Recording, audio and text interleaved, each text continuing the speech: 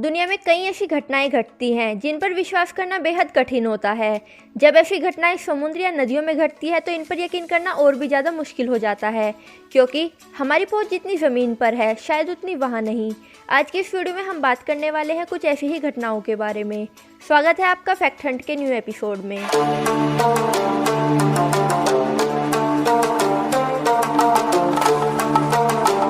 Number 5, animal rain यानी जानवरों की वर्षा।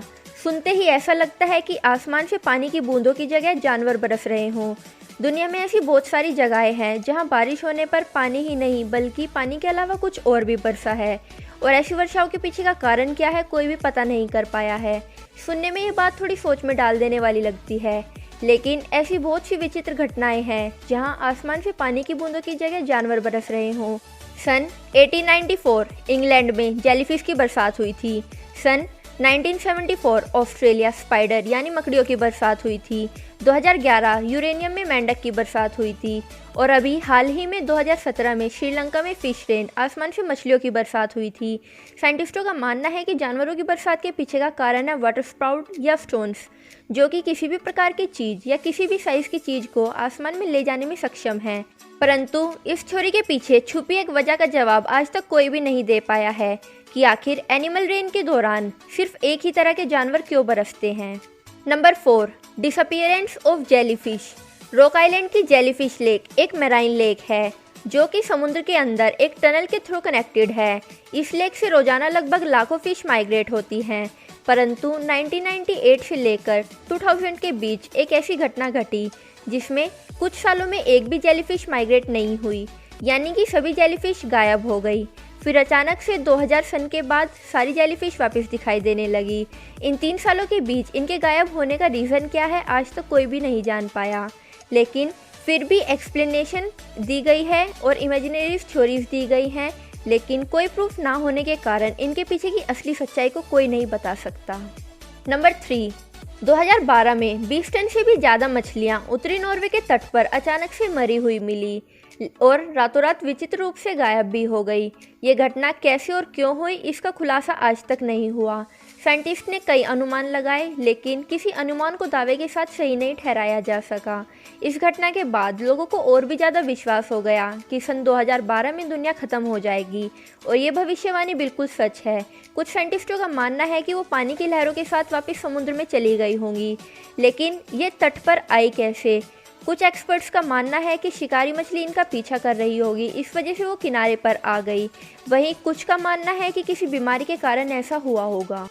नंबर 2, कभी आपने लहरों का आकार देखने की कोशिश की है जहाँ तक वो हॉरिजॉन्टल या फिर वर्टिकल होती हैं, लेकिन इसके अलावा एक और ऐसे आकार में लहर उठती है जो कि स्क्वायर शेप की होती है, और ये सबसे खतरनाक लहर मानी जाती है। ये पानी की सतह में चेसबोर्ड जैसे पैटर्न बनाती है। ये एक ऐसी प्राकृतिक घटना है जो हर जगह देखने को नहीं मिलती, क्योंकि ये सिर्फ उन्हीं जगह देखने को मिलती है जहाँ दो समुद्र आकर मिलते हैं। इन चौकोर लहरों को बनने के लिए दोनों समुद्र की लहरों का स्ट्रॉन्ग होना बेहद ज़रूरी है। ये लहरें दुनिया भर में 2 या 3 जगह ही देखने को मिलती है। एक खास जगह जहाँ पर आप सभी इन लहरों को देख सकते हैं वो है फ्रांस के पश्चिमी तट पर स्थित एक द्वीप इसले ऑफ रे। ये प्रकृति की सामान्य और बेहद खूबसूरत घटना है। ऊपर से सुंदर दिखाई देने वाली ये स्क्वायर असल में अंदर से बहुत खतरनाक होते हैं। सतह के नीचे लहरों की धारा बहुत तेज होती है, जिसमें अगर कोई इंसान फंस जाए तो उसकी मृत्यु पक्का है। इंसान मिनटों में अपनी जान से हाथ धो सकता है। इसलिए अगर आप सभी को ऐसी लहरें कहीं दिखे तो वहाँ से 9 तो 11 हो जाने में ही फ़ायदा है। नंबर 1, सर्दियों में बर्फ़ गिरने के बाद छतों, पेड़ों और नालों में बनने वाले आइसैकल तो आप सभी ने ज़रूर देखे होंगे, लेकिन एक आइसैकल ऐसा भी होता है जो ज़मीन के अंदर यानी कि पानी के अंदर भी बन सकता है, जिसे ब्रिंसिल फिंगर ऑफ डेथ के नाम से जाना जाता है। ये नाम इसे इसके खतरनाक स्वभाव के कारण दिया गया है। जब अंटार्कटिक में बर्फ़ जमनी शुरू हो जाती है तो नमक जैसी चीज़ें बाहर आने लगती है, जिससे उनका फ्रीजिंग टेम्परेचर कम हो जाता है और वो जमते नहीं हैं। घनत्व बढ़ने से वो नीचे समुद्र में जाने लगता है, लेकिन जैसे ही ये नमकीन पानी समुद्र के गर्म पानी में पहुंचता है, इस खारे पानी के चारों तरफ समुद्री पानी जमने लगता है, जिससे बर्फ़ की नली बनकर तैयार हो जाती है। और ये बर्फ़ की नली जैसे ही तल पर पहुंचती है तो एक जाल बनकर तैयार हो जाता है, और वो जाल तल में फैल जाता है उसके बाद जो कुछ भी उसकी चपेट में आता है, जैसे छोटी मछलियाँ, पेड़ पौधे, कुछ भी, वो सब जम जाता है। आज की वीडियो में बस इतना ही। अगर आपको हमारी वीडियो पसंद आई है तो वीडियो को लाइक कीजिए और चैनल को सब्सक्राइब कीजिए। मिलते हैं आपसे नेक्स्ट वीडियो में, तब तक के लिए बाय।